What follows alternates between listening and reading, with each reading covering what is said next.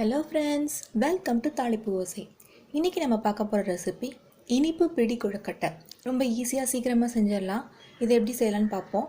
இது வரைக்கும் நம்ம சேனலுக்கு சப்ஸ்கிரைப் பண்ணாதவங்க சப்ஸ்கிரைப் பண்ணிவிடுங்க. பெல் ஐக்கானை கிளிக் பண்ணி ஆல்ங்கிறத ப்ரெஸ் பண்ணிக்கோங்க. இந்த ரெசிபி செய்கிறதுக்கு நான் அரிசி மாவு எடுத்திருக்கேன். இடியாப்ப மாவு இல்லைன்னா கொழுக்கட்டை மாவு கடையில் கிடைச்சாலும் வாங்கிக்கோங்க. நான் வீட்டில் ரெடி பண்ண அரிசி எடுத்திருக்கேன். பதப்படுத்தப்பட்ட அரிசி, பச்சரிசி மாவு எடுத்திருக்கேன். இப்போ இது எவ்வளோ பங்கு எடுத்துக்கிட்டேனோ அதுக்கு ஈக்குவல் குவான்டிட்டி வெல்லம் எடுத்திருக்கேன் நான். இது ஒரு பங்கு எடுத்துக்கிட்டேன். அதே அளவுக்கு ஒரு கப் அளவுக்கு வெல்லம் எடுத்திருக்கேன் நான். உங்களுக்கு ஸ்வீட்னஸ் கம்மியாக வேணும்னா குறைச்சிக்கோங்க.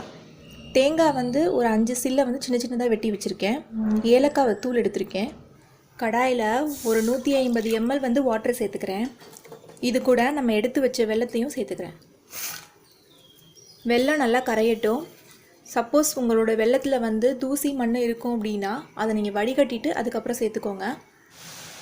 பாகு பதம் எதுவும் வரணும்னு அவசியம் இல்லை. வெள்ளை தண்ணி இந்த அளவுக்கு நல்லா கொதிச்சா போதும். ஸோ இந்த ஸ்டேஜில் அடுப்பை சிம் பண்ணிவிட்டு நம்ம மாவை கொட்டிக்கலாம். கொஞ்சம் கொஞ்சமாக மாவு சேர்த்துக்கிறேன்.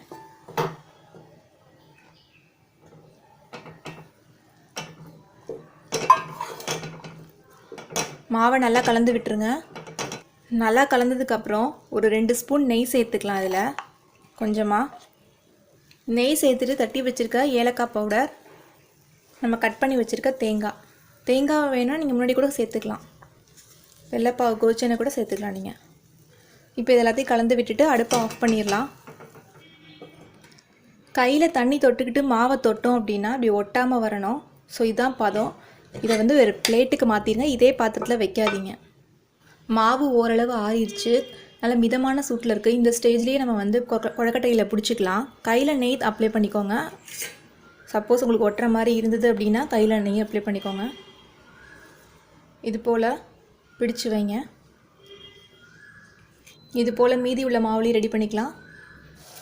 இட்லி பாத்திரத்தில் தண்ணி கொதிக்க வச்சுருக்கேன். இப்போ நம்ம ரெடி பண்ண கொழுக்கட்டைகளை அதில் வச்சு வேக விட்டுக்கலாம்.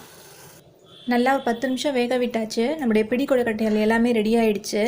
நல்லா சாஃப்டாக பாருங்கள், சூப்பராக ரெடி ஆகிடுச்சு.